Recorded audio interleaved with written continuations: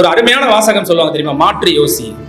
நீ ஒவ்வொரு தரையும் மாற்றி யோசிக்கும் போது நிச்சயமா உனக்கு உன் கேரக்டருக்கு ஏத்த மாதிரி எப்படி கான்சென்ட்ரேட் பண்ண வழி கிடைக்கும். இப்ப உதாரணத்துக்கு கவனம் சிதறுது, எதனாலலாம் சிதறுதுன்னு ஒரு பேப்பர் எடுத்து எழுதிப்பாரு. செல்போனால சிதறுது, ரைட். செல்போனை ஒழிச்சு கேட்டா என்ன வழின்னு எழுதிப்பாரு. ஒன்டே பதில் இருக்கும், இல்லாம இருக்காது. செல்போன் இல்லாம வாழ முடியாதா? முடியுமா? முடியாதா? முடியும். முடியும் அப்படின்னா முடியாது அப்படின்னா முடியாதுன்னா ஏன் முடியாது? எனக்கு நிறைய பேர் கால் பண்ணுவாங்க. யாரு கால் பண்ணுவா? கலெக்டரும் கவர்னருமா பண்ண போறாங்க? சத்தியமா கிடையாது. உங்க அப்பா அம்மா தான்.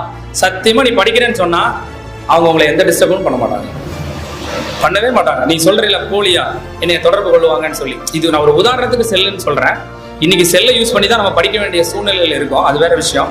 பட் இருந்தாலும் என்னுடைய கான்சென்ட்ரேஷன் மிஸ் ஆக என்ன காரணம்? நீ உட்கார்ந்து எழுதுனாலே என்னைக்கு விடையை உனக்குள் தேடுகிறாயோ அன்னைக்கு உனக்கு ஏற்ற மாதிரியான விடைகள் உனக்கு கிடைக்கும். The best motivation is self motivation.